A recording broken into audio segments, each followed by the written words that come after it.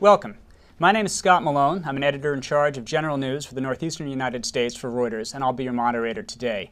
This event is a collaboration of the Forum here at the Harvard School of Public Health as well as Reuters News. Today's program, Legalizing Marijuana, the Public Health Pros and Cons, will last about an hour. We'll begin with an examination of the dimensions of the debate and then look at some of the policy implications. We'll take questions from our online and studio audiences and also be rolling a brief clip from Reuters News. If you're watching online and you have questions for the panelists, you can email them to theforum@hsph.harvard.edu or tweet them to @forum_HSPH using the hashtag Marijuana Health Forum, all one word. You can also participate in a live chat that's happening right now on the Forum's website.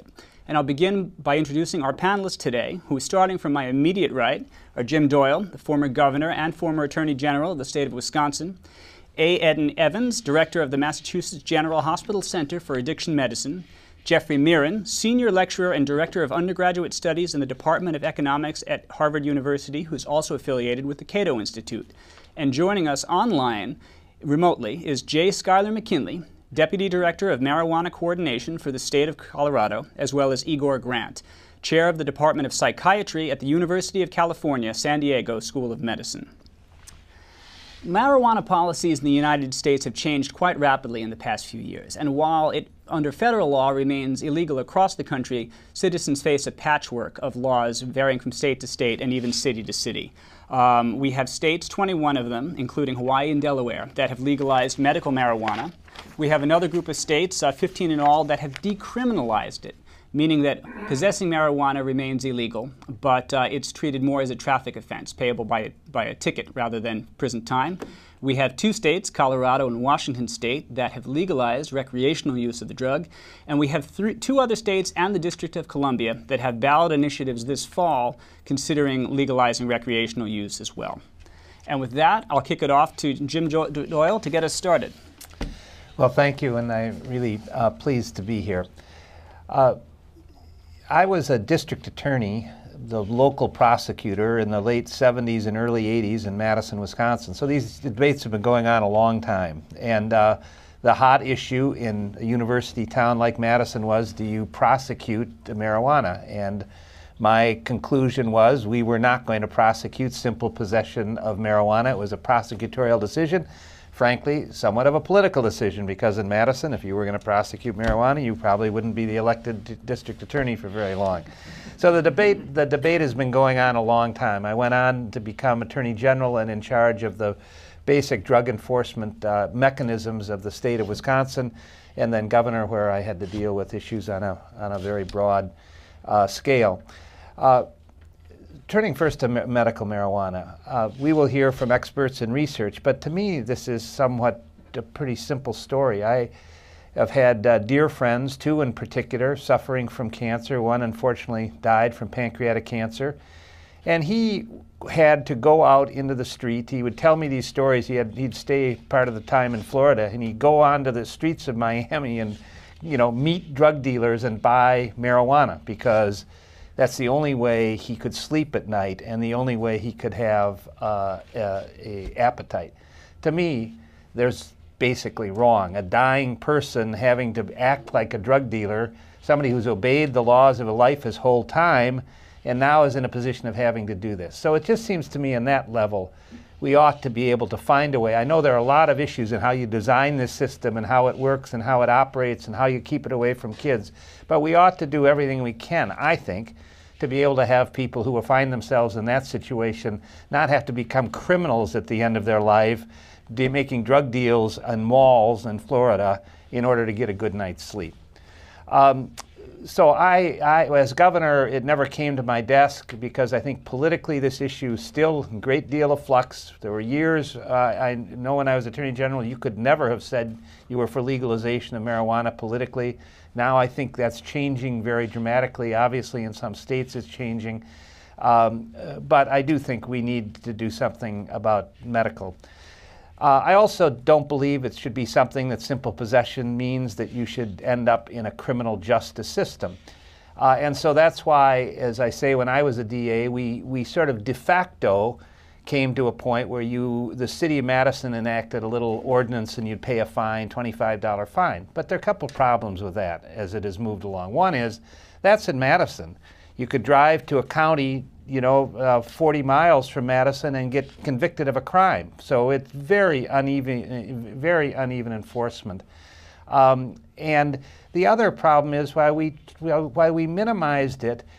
Having a black market did mean that in law enforcement you had to have people who were making very calculated mercenary decisions to go out and violate the laws of the state of Wisconsin and make a lot of money doing it. You couldn't just turn your back on those people. You couldn't say, well, that's okay, you can do it. So we were in this sort of untenable position, and have been for years, I think, where we're saying it's kind of okay to use it, but anybody who does anything to do with getting you that marijuana is now a criminal. And they are criminals, by the way. The people who at a large scale are doing that. And they're not nice people who are making a very calculated decision to break the law and make money doing it.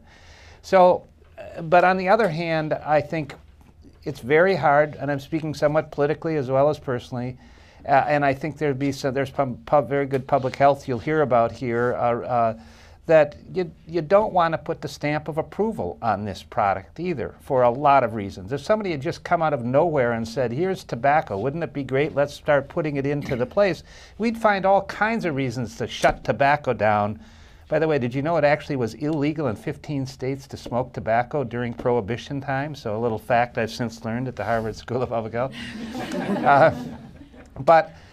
So in the end, to me, it's a balance and a very hard balance, and one that we're now being called on to make the decision between, I think most everybody agrees, most people on medical marijuana, I think most people agree that the use of marijuana shouldn't be seriously punishable. I think some people believe it should be punished, some don't, but not seriously. I think most people believe we should be doing things to make sure that this is out of the hands of children. I'm not a medical expert, but I've raised teenage boys, and marijuana is not a good thing for adolescents. I believe that really strongly. And how you put all those together, I guess, is the real challenge that is in front of us right now. But those are the issues, and they come down. It's legislatures that finally decide these things, elected bodies, and the cultures of states will be very different. So I think people are going to be looking very closely at Washington and Colorado in the coming years. State legislatures are, to make the decision on what direction they're going to go in. Right, and we'll take up discussion today of those two states where marijuana is now legal for recreational use. And we're fortunate, in fact, to be joined by Schuyler McKinley from the Colorado Governor's Office. However, before we cut to Schuyler, let's take a brief look at a clip from Reuters of a production facility where marijuana is being grown for recreational use. There's no sound for this clip, I'll warn you in advance, but the footage will give you a sense of what large-scale production looks like.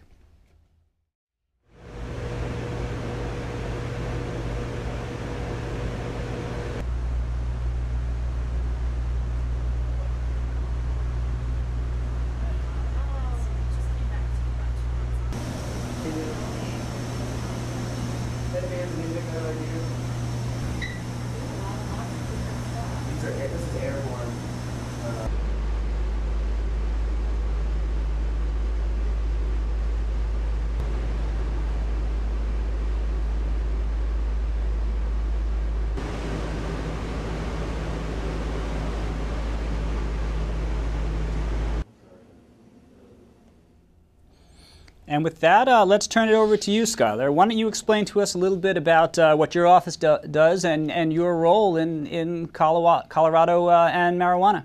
Sure, happy to, and thanks so much for having me. I guess I should start out by saying that it's certainly not my job, unlike some of the other panelists, to discuss whether marijuana should or should not be legal or illegal for recreational or medical purposes. I work with the implementation of what the voters in Colorado told us to do, which was let's have it legal. Since the governor's taken office, Colorado's gone from 40th in job creation to 4th. Of the top 50 communities for startups, I think 4 of the top 10 are right here in Colorado on a per capita basis. We've got the second most educated workforce in the country by some metrics. For about the past decade, we've been the #1 destination for millennials. So we have all of these great things in Colorado, and yet what everybody wants to talk about is marijuana. And I think that's why my office exists. I think to understand what I do at work every day, you have to look at the office name, and that's the Office of Marijuana Coordination. And what that means, understandably, is there's a lot of moving parts involved with setting up what's the world's first retail recreational marijuana regime. So I guess our office exists because there's all these state agencies that are involved by statute and by the Constitution involved in the implementation and regulation of Amendment 64, which was the ballot initiative that legalized marijuana in Colorado. So our office exists to get them communicating, to get them working in tandem to achieve the governor's top 3 policy priorities, really as efficiently, as elegantly, and effectively as possible. So what does that mean on a day-to-day basis? Well, so we work with these state agencies, from the Public Health Department to the Department of Revenue to the Department of Healthcare Policy and Financing to the State Patrol, to carry out the people's will, kind of in 3 main policy arenas. Number 1, which the governor alluded to, it's decreasing youth marijuana use and consumption by way of our regulations, public education campaigns, and youth prevention programs. Number 2 is maintaining public safety. What's that mean? Well, right now it means preventing marijuana-impaired driving, much as we prevent alcohol-impaired driving, and making sure that marijuana-related crimes are policed pretty effectively. And then number 3 is the much more difficult policy area, and that's promoting public health by providing options for substance use disorder treatment services, educating consumers on responsible legal use, and creating pretty stringent health and safety standards for industry.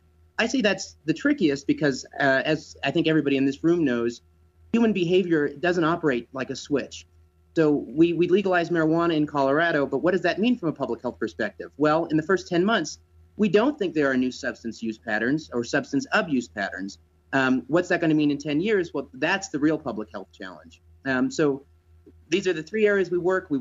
Some days we work just on marijuana impaired driving. Some days it's working with treatment providers to find something that works statewide. But it's just making sure that as we do this, as we implement the people's will, we talk together as much as possible. Great. Well, thank you very much, Skylar. And with that, we're going to hand it over to A. Ed Evans of Massachusetts General Hospital. And why don't you tell us a little bit about what the current science says about cannabis addiction risk and other health effects? Sure. Thanks so much for having me. I'm Eden Evans from Mass General. And maybe I think a place to start is to understand marijuana and its constituents, THC and cannabidiol and others, and how they act on the central nervous system. They act on the central nervous system in the brain. Marijuana is taken recreationally for its intoxicating effects and is reinforcing to humans and animals. Some of it is used for reduction of pain in HIV, for reduction of anorexia with cancer, spasticity with multiple sclerosis, and these may be effective medicines for some of these illnesses. In fact, there are 3 FDA-approved medications that include THC or cannabidiol. I think the cannabidiol is coming. And so effective medicines that act on the brain usually have adverse effects. If they're effective for the underlying illness, which we need more research to prove, then we generally weigh the risks and benefits of the beneficial effects on the illness against the risks inherent in effective doses of those medications. And so to back up, the effects of cannabis on the brain can really be understood by where it acts. Cannabinoid receptors are found in high density in areas of the brain that influence pleasure, but also memory, thinking, concentration, movement, coordination, and sensory and time perception. And if you think about where it acts, you can anticipate where the adverse effects may be. And so THC acts similarly to the naturally occurring endogenous cannabinoids, so anandamide and others. And so when someone smokes marijuana, THC stimulates these cannabinoid receptors artificially and disrupting function of the endogenous cannabinoids. And overstimulation of these receptors in key brain regions produces the high, as well as other effects on mental processes. And over time, this overstimulation can alter the function of cannabidiol receptors, along with other changes in the brain. This can lead to addiction, to withdrawal symptoms when the drug stops, and to effects on cognition. And you can break that up into 2 forms, acute effects and more chronic effects. And acute effects include impaired coordination, slowed reaction time, slowed processing of particularly unexpected events or complex events. And we've seen some effects of that. Washington State reported a 50% increase in impaired driver cases testing positive for THC from 2011 to 13, when there became more widespread availability of marijuana. A nice report in the British Medical Journal 2 years ago was a meta-analysis of 9 studies showing a 2-fold increase in car crashes associated with THC use. So to put that in perspective, with ethanol you have about a 7-fold increase of a crash. With marijuana you have about a 2-fold increase of a crash. And these motor control deficits probably come from changes in the brain, which we've seen, which is such as lower cerebellar metabolism in people who use marijuana. And heavy users have been shown more recently to have reduced cerebellar volume. So it's reduced change in structure and change in function in the brain region associated with motor control. Other really important acute effects are impaired short-term memory and difficulty with complex tasks. Now, we are not clear on how long these effects last, and I'm very concerned with whether they're persistent effects. But we're clear that there are acute effects, and acute effects will have a negative effect, particularly on children who are trying to learn. So school children attending classes using frequently are going to have reduced learning, reduced memory. And certainly we've seen drug-related high school suspensions spike in 2010. They went from 3,300 to 4,500 just from 2010 to 2011. So we're seeing increased use in the schools, making these sort of salient for this period. And then what about the risk, the idea of marijuana as a gateway and something that can lead people into Yep. the use of other drugs? So the best study of that to date, these studies are ongoing, but there's one very nice study in animals showing that pretreatment with THC increases the addictiveness of nicotine. And we know that nicotine does not need much help with increasing its addictiveness, but this has been shown recently. So that there's more biological evidence backing up this sort of problematic epidemiologic evidence, which is sometimes hard to control for. But you might wonder why I'm focusing on adolescents, and it's because it seems that adolescents are at particular risk. In several studies, one in 2011, people matched for IQ and marijuana use. Those with early onset, so teenage onset of marijuana use, had significantly poorer sustained attention, cognitive inhibition, which is sort of executive control, and abstract reasoning compared to adults who started using. So thus, sort of executive function, underlying critical decision making, which is something we really want our adolescents to be able to do, is affected primarily by those who begin regular use at an early age. And a small study at MGH also found, who tested kids early and didn't find executive function difficulties, tested them 5 years later. Those who had started using marijuana had worsened executive function. Great. And that might serve as a nice segue into our next guest, who is joining us remotely, Igor, at the Center for Medical Cannabis Research. Igor, can you tell us a little bit about what the research has shown about medical benefits, particularly as regards pain management of marijuana? Sure, I'd be happy to. I'm at the University of California, San Diego. By the way, since I'm remote, can you hear me okay? Yes, we can. Okay, great. So I'll give you one brief background as to kind of where our group is coming from. As people may know, California was actually the first to pass what was called a Compassionate Use Act, which was a state initiative that envisioned provision of cannabis to patients who may need it on doctor recommendation. And that was in the mid-90s. And then in 2000, the legislature of the state of California decided that there should be some research conducted on possible medical benefits and side effects and so forth. And so they funded the Center for Medicinal Cannabis Research at the University of California, which I direct. So that's who I am. Basically, our work was funded to do short-term efficacy studies. And we focused on 2 areas. One was painful peripheral neuropathy, which for your listeners refers to a type of chronic burning hypersensitivity pain, which can complicate conditions such as diabetes, HIV/AIDS, certain kinds of injuries, toxicities of certain medications like anti-cancer drugs and so forth. And this is a painful condition that is disabling, and although treatments exist, they're not always effective. And because of animal and anecdotal literature, we focused on this area. And basically, in the short term, what we found was that administration of smoked or inhaled cannabis did reduce peripheral neuropathic pain substantially, and the size of the effect was very comparable to that of existing drugs. And in some studies, actually, this was added on top of existing treatment and provided further benefit. And the other study focused on severe muscle spasm and multiple sclerosis. MS is a neurologic condition, as people may know, chronic, and spasticity in muscles can be also disabling, painful, limit a person's activities. Again, there are treatments which are not universally effective, and cannabis did show efficacy here as well. And that also comports with the results of some other data by studies done elsewhere, in Canada and elsewhere.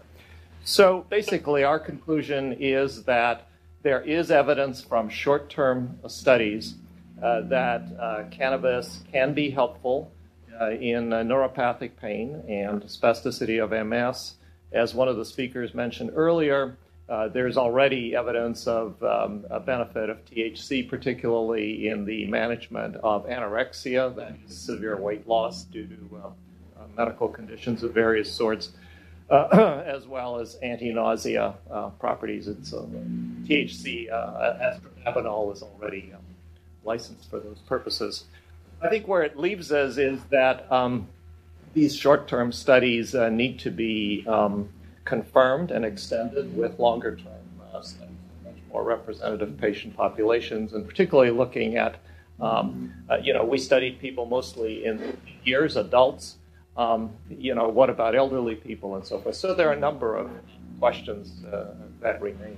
Wonderful. The last point I would make one more point, sure, go ahead. I'll come back, is I think it is very important, as the governor mentioned earlier, to draw a separation between discussion of medical uses and indications and how that should be governed, as opposed to recreational and other social policy issues. I think we should bear that in mind. Great. And that leads very nicely into, I think, what we're going to talk about with you, Jeff. Obviously, we have this, patchwork of policies out there. What do we know about, how effectively the policies accomplish their stated goals? So if I can, I'd like to just touch briefly on a few other things and get to that at the end. So first, I would like to suggest that this topic is not just a public health topic. There are a lot of dimensions of the question of legalization versus other policies that involve effects on crime, on budgets, on civil liberties, and most fundamentally on people's freedom. Okay, I think that should be included in the conversation. On the public health effects, I would emphasize that there's a huge range of studies out there about things like the effect of teen use on IQ. And there's lots of disputes about the validity of some of those studies, so it should all be taken with a much bigger grain of salt than it sometimes is emphasized. Third, we shouldn't ignore the fact that even if use does increase substantially under legalization or medicalization, okay, there are benefits that many people perceive they get from using marijuana, even just recreationally. Okay, some people think it makes them happy. Some people think it makes it more fun to go to parties. Some people just like the feeling of being stoned. In a free society, that's their right, not the government's right. It's certainly one effect of trying to restrict access that should be part of the discussion. Fourth point, the budgetary impacts, which is one of the reasons that I was here because I've studied that, I think are way overstated. The budgetary effects in terms of tax revenue and reduced expenditure on police are quite small because marijuana is just one product among zillions of products. It can't possibly lead to that much extra tax revenue. And de facto, most places have moved a lot in the direction of legalization, so they're not spending that much police, prosecution, incarceration money on marijuana at this point anyway, so there will be minor savings, but not major savings. Then last, the point that Scott sort of pointed to, whatever you think about any of those issues, a crucial question is whether different policies have major effects on how much people use and on all the other things that people associate with use, from traffic accidents to crime, to reduced teen educational outcomes, and so on and so forth.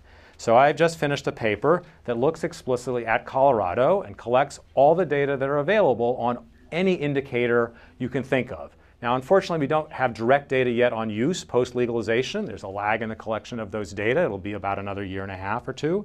But we have some fairly recent data on marijuana tax revenues, on crime, on traffic accidents, on teen graduation rates, teen test scores, and so on and so forth, both before and after legalization and before and after a major commercialization of medical marijuana in Colorado, which made it much more widely available. And the summary is really simple. It's almost impossible to detect any effects of these changes in marijuana policy. In increasing use, in decreasing use, increasing crime, decreasing crime, whatever you look at, you just can't see any effects. Okay? So that suggests that if it costs money to enforce the policy and it's not affecting anything, then it's probably not a very sensible policy. Now, I think regardless of that, obviously we have these two states, Washington and Colorado, that have legalized it for recreational use, and people are certainly going to be watching to see what the effects of those policies are. And I think that's an appropriate time, really, for us as a country to wonder, as we're studying these two states, and as you have other states considering similar moves, what would success look like? What would be, in a state that legalized recreational marijuana? What would a model be that would be, this is clearly a successful experiment? What would be a model be that this was a failed experiment? And what should other states, lawmakers, policymakers look to say, well, we should go down this road, or let's not do that. Let's avoid that. Governor. Well, the one policy that I would want, the one set of facts I would really want to understand, because I agree with much of what was said about individual people being able to make individual choices. The one thing is, what is the effect on adolescent use of marijuana? If in fact the testing, the studies demonstrated that there is not any increase, I would say legalize it in 2 seconds. Then depending on what those studies show, the question becomes more and more difficult. If it's just a question of adults making an adult decision, the one other one on a public policy matter is the driving issue. And obviously we have tests now that accurately test for alcohol, and our laws have all been developed in a way that if you're over 0.08 and so on, it's a violation. And if we could arrive at that same point with medical understanding of what the levels are that actually affect driving, and arrive at that kind of regime, that's what I would be interested in. But those are the two policy matters that I would be interested in, because if it's just a matter of whether individuals, adults, should be able to use marijuana or not, this is me speaking, not the Wisconsin legislature or whatever, but I think that's for the adults to make that decision. Now, Ed, you were talking a bit about the concerns associated with adolescent use of the drug, and what do you see as what should people who are studying Colorado, Washington State be looking for as regards to adolescents? So I think it's very interesting that you said what would be success of this experiment, and I think that's what we're doing. We're experimenting really with our young people. That's where the data are that are not promising. They certainly need replication, but what we know so far is not promising for a good effect for our adolescents. Could you show the first slide? Actually, there's the marketing is to kids, and quite obviously, candies, etc. Now, kids have almost a double chance of becoming addicted if they use compared to adults, and if they use heavily, the estimated addiction rates are 25 to 50%. So I think we're talking about an experiment, and we talk about costs, et cetera. But if the first study showing a potential for an 8-point IQ loss in kids is accurate, what is that worth in financial terms? I think that's hard for an economist or anyone to sort of to get their heads around. So my sense is that what we know is not enough, but we're moving ahead very quickly without knowledge. Jeff, is there any research that you've spoken a bit about the disconnect previously between something being marketed to a group and how effective that is? Whether it captures them, whether it leads them in. Is there any research that's been done on this issue of marijuana and marketing and younger people? I'm not aware of much evidence on marijuana marketing because it's not a legal product for the most part. Even in the few places where it's sort of legal, it's still illegal under federal law, and so the advertising has been shut down. There's certainly evidence from many other products which suggest that the vast majority of advertising switches people's brand choices but has minimal effects on whether they choose to use the product. You think about Coke versus Pepsi or Budweiser versus Miller and so on and so forth. So I am very suspicious that making it legal has a major effect on whether teens use, but I'm not disagreeing with the notion that it should be restricted to adolescents. We know from experience with alcohol that's not going to work perfectly. Lots of adolescents are still going to get access. But we're always trying to balance the pros and cons of these policies. There's no perfect policy. Anything we do is going to have some negative side effects, and the question is which ones you want to worry about the most. And I mean, that, to me, in many ways, that's one of the interesting things about this is that this is happening at a time when broadly across the United States, there's a lot of other public health areas. Consumer products that we're really trying to restrict, or policymakers are trying to restrict use of. There's been a lot of changes in policies around tobacco smoking and where you can smoke, how much it's taxed. We saw it in New York City last year, the attempt to greatly regulate soft drink size. To what degree should that be a factor in our discussions of this? The public health consequences of greater access to marijuana. I think you and others, many have written that there really is not much argument that increasing availability will increase use. And marketing, we're talking about initiation of use. So Joe Camel for tobacco certainly was a factor in increasing initiation or experimentation. Same with electronic cigarettes. There's recently a letter out from a number of congresspeople to e-cigarette makers really taking them to task for marketing cotton candy flavored electronic cigarettes while claiming they're not marketing to kids. And now for marijuana products, there's marijuana soda, marijuana Klondike bars, marijuana kettle corn, Nutella. It's Nutella with like 320 micrograms of hash oil per cup. It's very strong. And in 2009, there were 375,000 marijuana-related ER visits. So, and a new diagnosis. There were never pediatric marijuana overdose admissions, but the American Journal of Pediatrics, American Journal of Academy of Pediatrics, reported last year a new diagnosis: marijuana overdose in kids, including babies, having access to baked goods with marijuana. So I think that there's a real downside. Yeah. Great. Jeff. So I just want to say as something to think about in deciding how to improve the public health, if that's the objective. The tobacco case, we reduced tobacco consumption a huge amount in the United States and many other countries while it was still legal. So all sorts of public and private actions were taken. A combination of restrictions on where you could smoke, on higher taxes in some cases, on doctors telling their patients not to smoke, on coaches telling their athletes on their teams not to smoke.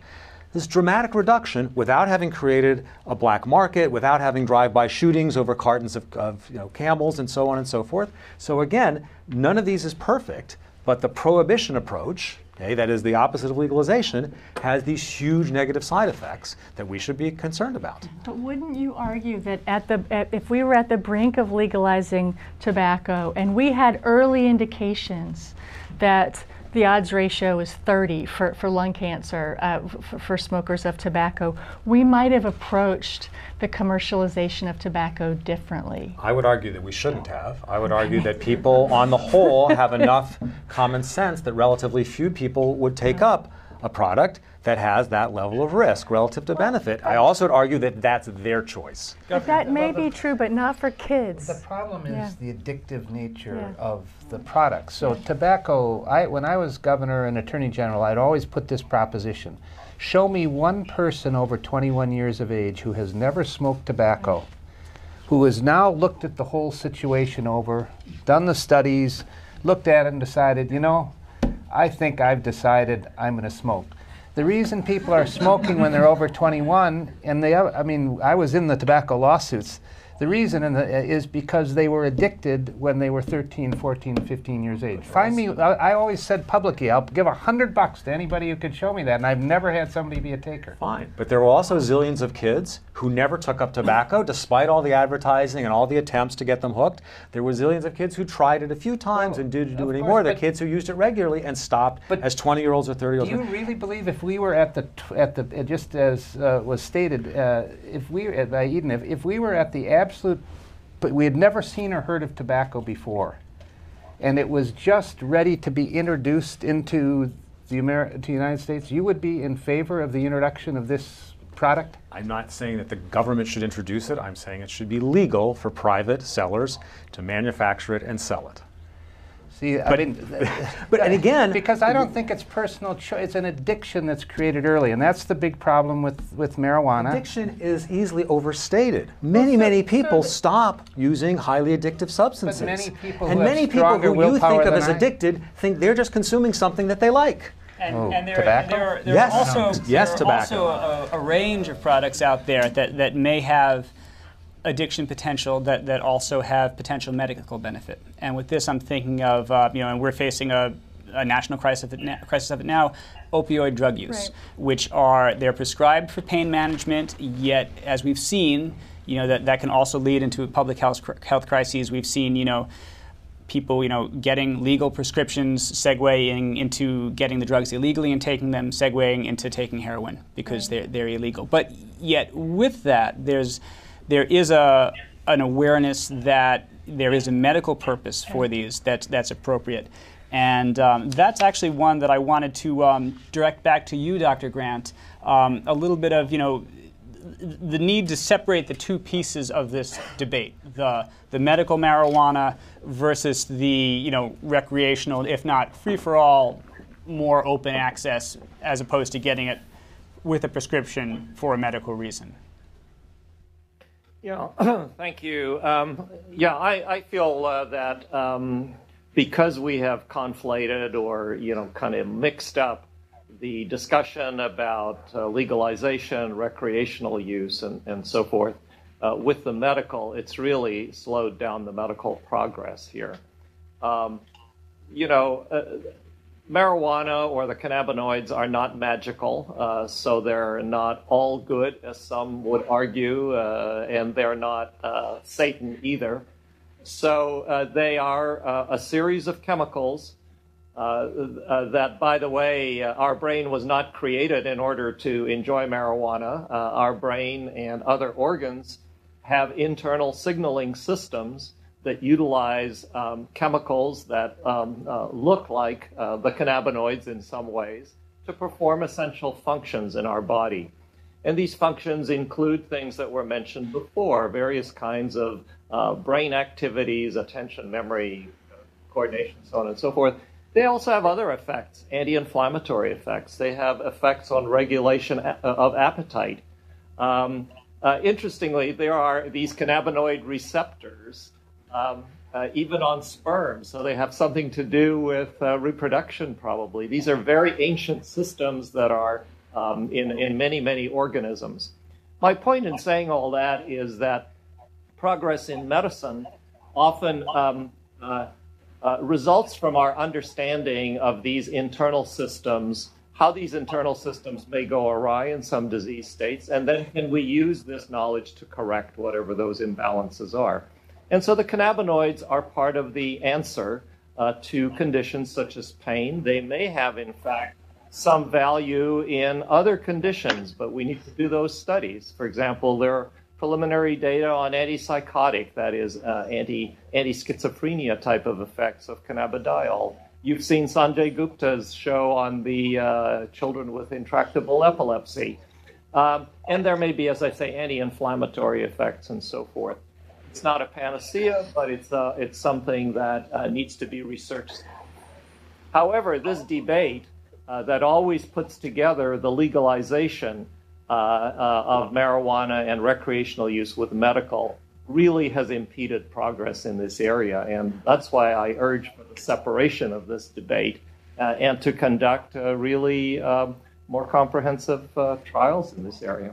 Great. Now, Skylar, we began this portion of the conversation speaking a little bit about the question of, what would success look like, what would failure look like, and obviously the country is looking at you, or your state, not maybe you personally, as well as Washington. And I'm curious from your office's perspective, what are the outcomes you're managing to? What are the benchmarks you're using as you go through the early years of this new legal framework?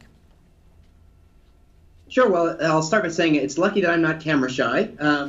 But I guess when we talk about success and failure, that is not a 10-month conversation, which is where we're at now. Right. At least in the long term. But over the past 10 months, I can tell you what is working. And I think the Brookings Institution came out with a report a few months that kind of alluded to this. But by and large, the way we regulate this works. Our regulatory model seems to be doing its job just fine. We had a sting that showed perfect compliance among recreational dispensaries not serving to youth. I don't want to say that our model is the perfect model. I don't think that we've conquered every challenge. But what is working, and what Brookings alluded to, is that the way this is modeled, and this is the governor's whole philosophy, is we're going to bring stakeholders of different stripes together to the same table, where they're going to sit down, they're going to figure out what's working, what's not. They're going to shout at each other, they're going to disagree, they're going to agree, and then they're going to write rules, and they're going to help write legislation, and they're going to help figure out what needs to happen for this to work. And that's everybody. Those are people who are involved in the cannabis industry. Those are people who oppose it vehemently. Those are people who work in public health communities and think that cannabis is dangerous. People in public health communities that think cannabis is really a miracle drug. What have you learned these first 10 months into this? What have you learned? Are there course corrections you've made, tweaks that you've made along the way? You're the model. People are looking at you. Sure. So a good example is edibles. When the people of Colorado implemented, or voted rather, for Amendment 64, certainly edibles were legal pursuant to the amendment, but we didn't know how to regulate that because it was edibles for recreational consumption were slightly different than edibles for medical consumption, which we previously had. So what have we done on edibles? Well, there were some bad news stories that had to do with edibles, famously Maureen Dowd's column, where she got a little too high.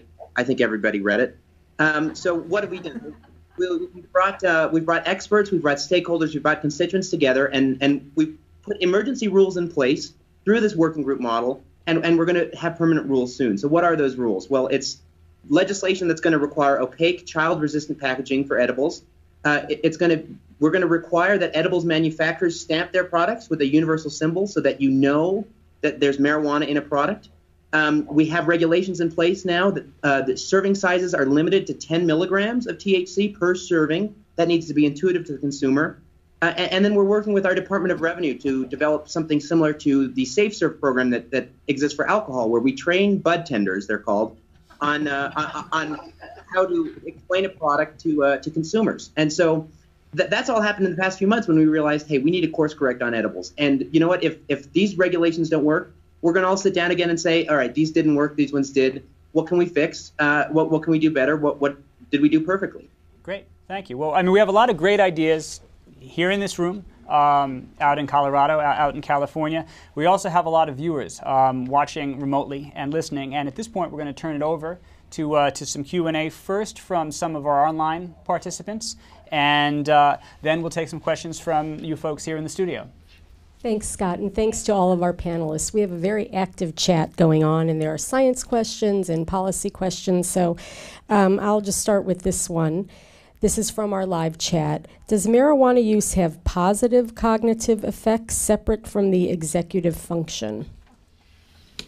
So I'll be happy to Please, start with that. please. Marijuana has many constituents. The ones you hear about are THC and cannabidiol, and these act actually quite differently on some aspects. So THC is what's thought to be give the rewarding properties of, but also causes anxiety, paranoia, can worsen symptoms of schizophrenia. Then there's cannabidiol, which may actually have some anxiolytic properties. It may reduce some psychotic symptoms. It actually may be a treatment for pediatric epilepsy. There's a study ongoing at my hospital as a treatment for pediatric epilepsy. So there are certainly elements in cannabis that may be therapeutic.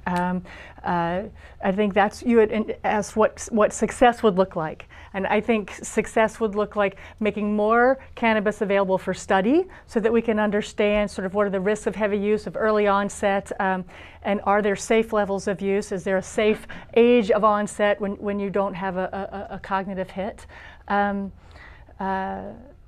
And more tests being done for efficacy for pain, spasticity, and epilepsy. I'm not aware of positive cognitive effects of acute intoxication or chronic use of marijuana. Thank you. Thank you. Thank you. I'll take one more and then we can go over here. One thing. Oh, I'm sorry. Please go ahead. One thing, maybe this is a little bit tongue-in-cheek, but drivers do drive slower, so... That's a great The point. traffic policy component we've neglected thus far. Okay. Was there another? Yes, well, of course, we're having a lot of questions around messaging to kids, so I'll just try to take one here. If marijuana is legal for adult use in states like Colorado, what efforts are being put in place around messaging toward kids in schools and community settings? What lessons on this can be shared from the states of Washington and Colorado as we face elections this November in 3 other states? Skylar, it sounds like that's one maybe that you should take the first crack at. Sure, I'll jump right in. And again, I'm not here to tell Oregon, Alaska, or the federal government in Washington, D.C. what to do with marijuana, but I can say what we're doing in Colorado. What's really nice about sin taxes is we think sin taxes, including a tax on marijuana, they're a bad way to fund government in general because they incentivize the sin, right? But they are really good to fund the costs of associated with the sin or with the use of the product that's being taxed. And so when it comes to youth prevention, that's the governor's top priority. And that's where we're allocating a lot of our marijuana revenues. Specifically, we've got about $17 million in revenue that we're assigning for public education and proven youth prevention programming. So what does that mean? Well, there's a couple $1 million going to school health professionals so that they can identify and know if a student is a problem user of marijuana. School-based intervention services, there's also there's money going towards what we call the Tony Gramscis youth program, a youth services program, and that provides alternatives. It's an after-school program, and we know that if we give kids between 8 and 12 something to do after school, they're going to do it, and they're not going to go use marijuana. We're doing a lot of stuff. $17 million, like I said, for public education, youth prevention, $4 million in treatment and other prevention. And that's all coming out of what we call the marijuana tax cash fund. So marijuana revenues are being used to pay for the costs of having legal marijuana. Great, thanks. Jim, you also have the government perspective, and you mentioned this as being a top concern of yours. Quick thought. Well, I was very much involved in the tobacco litigation as Attorney General, and there are a whole host of things came out of that. The elimination of Joe Camel came out of that lawsuit. The no longer being able to put in advertisements at sports facilities. There's a whole range of directives that I do think the time has shown has had, among other things that have gone on, has had a reduction in the amount of tobacco. The one thing that I'm really interested in is whether the businesses of the marijuana businesses, the people that are going to make money legally selling marijuana, are motivated strictly to limit their customers to adults. I don't know the answer to this. I don't mean to be because it's clear from the tobacco litigation that the tobacco companies for decades were not ready to limit it to adults and had focused on children. So I think one of the things we'd really be interested to watch in the legalization states is by making this a legal above-board business, do you in fact have companies now who are not playing games with this? Some of those pictures we saw on that slide are disturbing because they were a lot of like what would happen in tobacco, candy, cigarettes, and things like that directed at kids.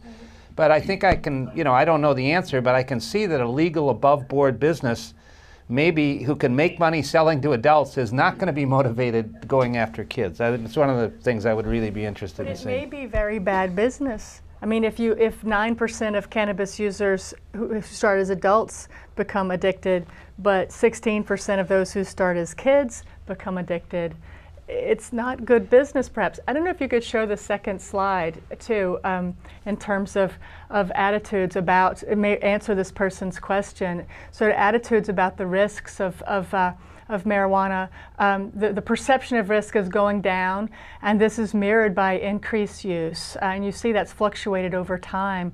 But at this point, with the legalization and messaging, the perception of risk is going down. And I don't see much to do that's happening to change that. I mean, my small sample, I go and speak to the Belmont Middle School locally, and they all know tobacco is bad for you. They don't smoke, but they think that marijuana is fine. It's an herb, it's a natural product, it's a medicine. It'll cure my anxiety, my depression, all these things that it may actually worsen. You do see that. I mean, in a generation, we've had a profound change in Americans' attitudes in tobacco, and that's, you see most vividly among children. Did we want to take another one online or from the room? We can take one from our audience. Okay.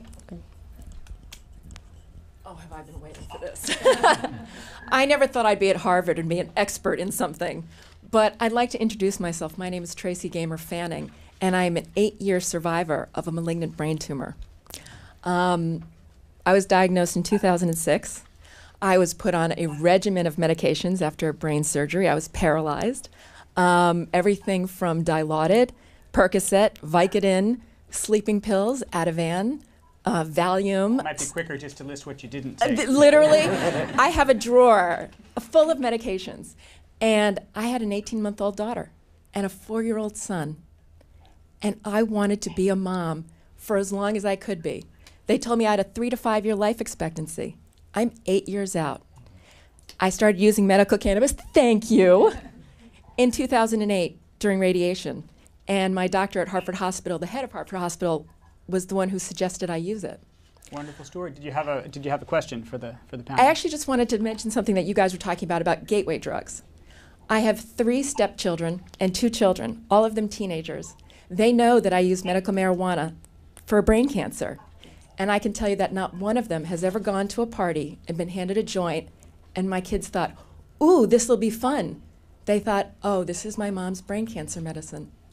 And talking about it as a medicine, not recreationally, but talking about it as a medicine, you can change the perspective that children have if you talk about it as a cancer medication. So messaging being the important piece of this. We do have a lot of questions. I think that's a good example of we just need more research.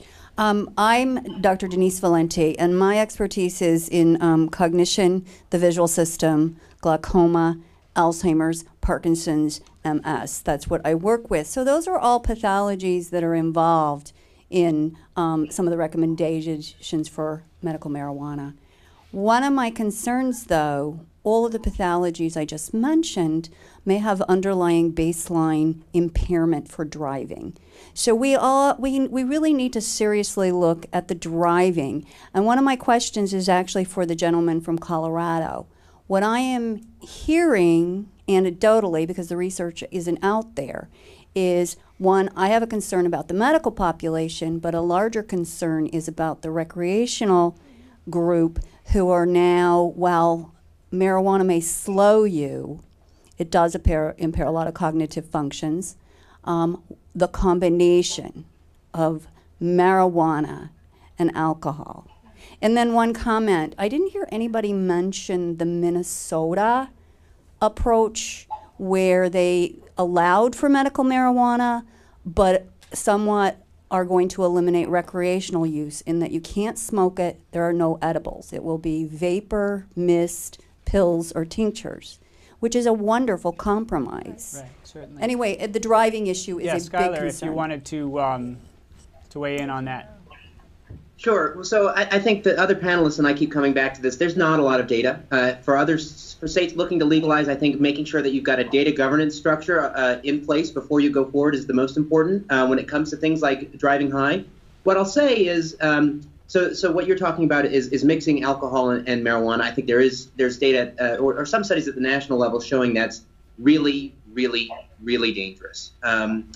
So what do you do about that as a government? Well, we've rolled out our Drive High, Get a DUI campaign through our Department of Transportation. That's also being paid for with marijuana dollars.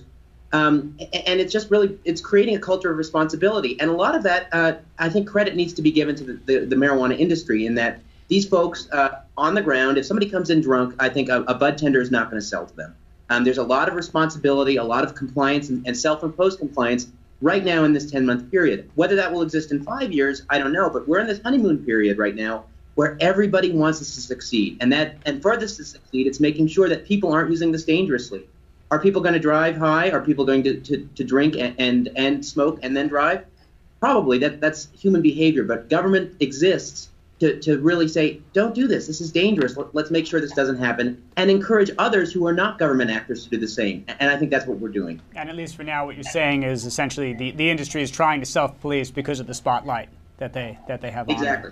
But also, Well, and they know that compliance is the easiest way for them to be seen as a leader in the state on this. And I think this is the state where you want to be seen as a leader. Jeff, did you have... For medicinal use for your clients, though, the dose may be very different, and we need to know more, but often medicinal use is like 2 puffs 3 times a day, and so a joint lasts a week or 3 days so that they're not driving high. Now, we don't know about how much impairment comes with that lower dose, so it may not be as much of an issue. I think we need research. Yeah. So the research consistently shows that people who've consumed marijuana are impaired as drivers. It also shows they're less impaired than people who've consumed alcohol. In addition, numerous studies find that when there was some policy change that led to a difference in the relative price that made marijuana cheaper relative to alcohol, there appears to have been a substitution away from alcohol toward marijuana and declines in traffic fatalities.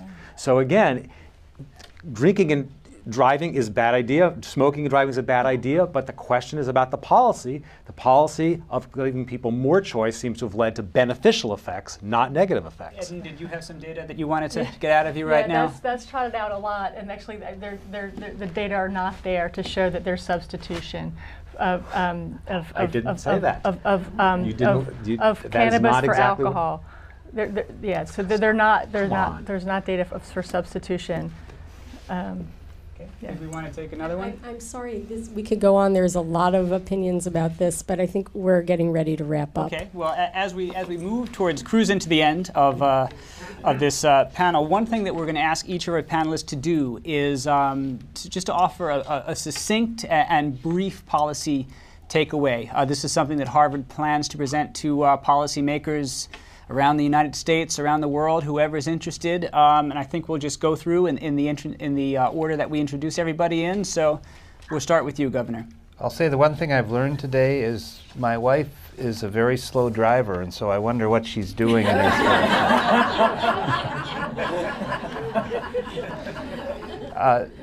But I do think this discussion, it seems to me, ends up centered on 2 things. One is, how do we make sure medically marijuana is available for people who need it? And I really appreciate the doctors urging us to separate that discussion off from the broad recreational use. And the second is, what really is the effect on young people?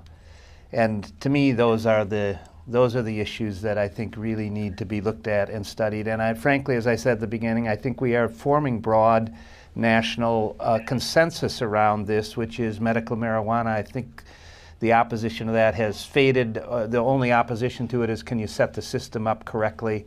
And on the second, I think we're moving towards, obviously, making it less of a serious offense, and where along the scale from total legalization to a very serious criminal offense, where in that scale are we best where putting is the new normal? Where's the new normal? Good point. Great. Yeah. Eden. Yeah, so legalization brings the power of the marketplace that will certainly increase availability and use in young people. And it's begun before we know the full risks of exposure in adolescents whose brains are developing. So this is a large-scale experiment on the next generation, and it may be a generation before we're able to understand what we've done. Jeffrey. So I would say that prohibition was the experiment, prohibition of marijuana and other drugs. Okay, we had a free society on that dimension before we outlawed them. And that experiment of trying to outlaw bad outcomes, get rid of bad outcomes by outlawing a substance has failed.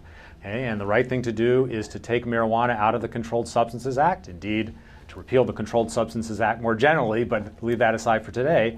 Barring that, moving marijuana from Schedule I of the Controlled Substances Act, which says it has no medicinal use, it has extreme potential for horrible effects, clearly exaggeration, into Schedule II, where doctors could legally prescribe it under federal law, would be an enormous step in the right direction. Great. Out to Colorado, and you, Skylar. Sure. So I guess I have 2 points. My first would be that, data collection, we keep coming back to it in this conversation, that's key. We just commissioned and issued what was called the Marijuana Data Gap and Analysis Report, which shows what we know, what we know, what we don't know, and what we don't know, we don't know. And figuring out those holes is key to figuring out what legalization means. And on a related note, I would say that, Colorado can't do this alone, but we have to. The federal government would normally be involved with dozens of aspects of regulating something like this, and that's from pesticides to banking to out-of-state diversion. Because our laws conflict with federal laws, though, we have to figure these problems out on our own, and I think we're doing a good job, but we don't have the resources that the federal government does. So the federal government is allowing this to take place in Colorado and Washington, and we're thankful for that, but I think that considerations need to be made continually on please let us have banking, please let us, conduct research on this, and please let, our universities do that. So, we're doing a good job, but boy, federal government's a lot bigger, got a lot more money, and we could use their help. No state is an island, other than Hawaii, right. I suppose. All right, and out to California, and you, Igor. Yeah, so I'd like to close with a couple of points. One is to reinforce what Governor Doyle said. Let's, separate the medical discussion from the broader issue of social policy and legalization. Secondly, let's get past the idea that there is no evidence whatever that these compounds have any medical value, and that picks up on what Jeffrey was saying about scheduling. Scheduling means, at the moment, marijuana resides with heroin and other terribly dangerous drugs, with the additional statement that it has no medical value.